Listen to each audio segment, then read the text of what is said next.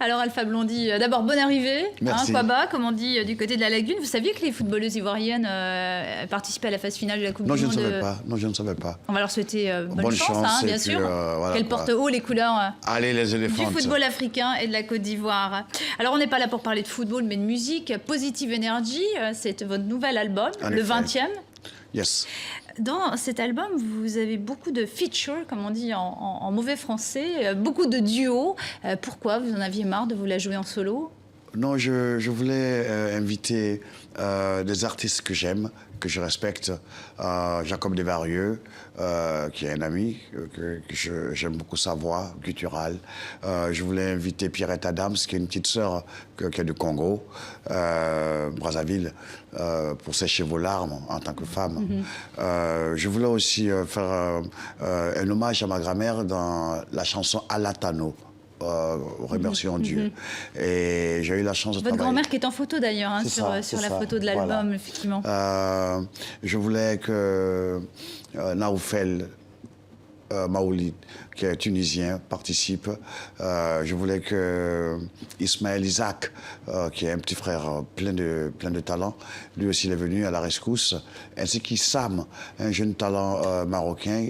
Vraiment, ils m'ont supporté. Je voulais, et puis Tarus Raleigh, le Jamaïcain. Vous vouliez partager, quoi, Oui, cet je voulais album et un ces titres. partage. Je voulais que tout le monde... Et puis Adjaman, je l'ai oublié, Adjaman Divaï. Alors, comme toujours, il y a beaucoup d'engagement dans vos textes. Il y a aussi beaucoup d'appels à la paix, à l'œcuménisme, on va dire, au respect entre personnes de religions différentes. Comment est-ce que vous vivez, vous, Alpha, cette période plutôt difficile qui est vraiment pleine de violences interreligieuses? Eh bien, je pense que, comme je l'ai dit au concert, si l'envol d'un papillon à Abidjan peut créer une tempête aux Antilles, ben, une gifle à Bagdad peut créer un attentat à Washington. Je crois qu'au nom de la démocratie, la coalition occidentale est allée bombarder l'Irak parce que Saddam serait un dictateur et ils ont tué plus que Saddam n'a tué de tout son règne. Et puis la même chose pour la Libye. Donc quelque part, les victimes, eux aussi, sous prétexte islamique, ils ont décidé de se venger.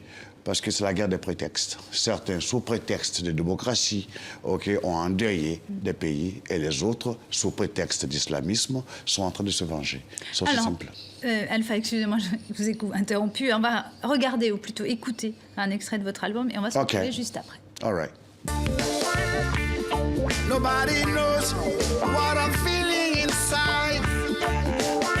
Nobody knows that I'm hurting.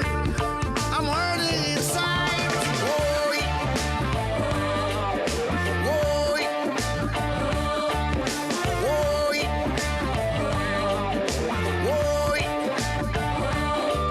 No brain, no headache, no brain. Bon, c'est presque du rock maintenant, ce C'est morceau. roots rock, roots rock reggae. Dans votre album, vous épargnez pas la communauté internationale, l'Union africaine. Vous les épargnez pas du tout, hein. Vous êtes toujours fâchés. Parce que c'est des personnes en qui je place une certaine confiance. Et puis je vois qu'elles ne font pas le travail qu'on attend d'eux. L'Union européenne, l'Union africaine, par exemple, est complètement amorphe. Elle garde un silence complice, voire criminel, devant tous ces Africains qui vont se noyer dans la Méditerranée. On dirait qu'ils attendent que leurs maîtres, ceux qui les ont mis au pouvoir, c'est-à-dire les présidents européens, leur disent « dites quelque chose ». Parce qu'à part le Sénégal, qui lui a envoyé des avions chercher des citoyens sénégalais et non sénégalais, 1000, mais les autres, ils gardent un silence. J'ai vu que c'est les présidents européens qui ont fait une réunion pour trouver une solution à ce drame. C'est ridicule. Voilà pourquoi, des fois, je dis que les présidents qui sont à l'Union africaine sont des marionnettes que les Européens ou les Américains ont placés là. Donc, ils ne représentent pas les Africains. Ils représentent les intérêts de ceux qui les ont placés là. Maintenant, la communauté internationale doit aussi arrêter de jouer le jeu antidémocratique que sont les coups d'État. Ils les valident. Et puis après, tu comprends, ils valident des actes qui sont hautement criminels. Alors, on va faire une autre petite pause. Cette fois, on va écouter un autre extrait de votre album. All right. Une petite larme m'a trahi en me rendant ridicule à tes yeux. Je croyais pourtant te jouer. Je ne savais pas que vous étiez fan de Clo-Clo, de Claude François. On a tous été fans de Clo-Clo. Mais je ne savais pas que vous pouviez pleurer par amour. Ah ben vous savez, justement cette chanson c'est pour dénoncer.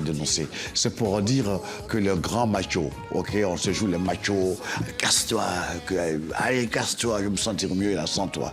Et après on se cache et on pleure, ok. Derrière chaque homme, chaque macho, il y a un homme fragile, ok. Donc voilà, c'est ce que je voulais dire, ok. Dans cet album, il y a aussi un joli morceau consacré à Mandela. Madiba Madi. Il vous manque la figure tutélaire de Madiba, de Mandela. Elle manque aujourd'hui sur l'Afrique et sur le monde entier.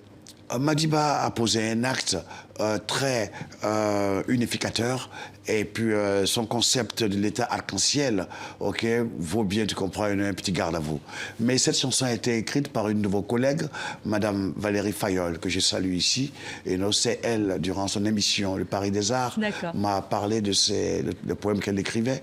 Et puis elle m'a présenté ça et j'ai été séduit pour deux raisons. Parce qu'elle, blonde, belle, ok, blanche, qui parle de Mandela, ok, ça sonne beaucoup plus fort sur le plan symbolique que si c'était moi qui l'avais fait. Très bien, je vous remercie beaucoup. Je suis obligée de vous interrompre parce que c'est la fin de ce journal Afrique. Excellente suite de programme sur TV5 Monde. Merci à vous.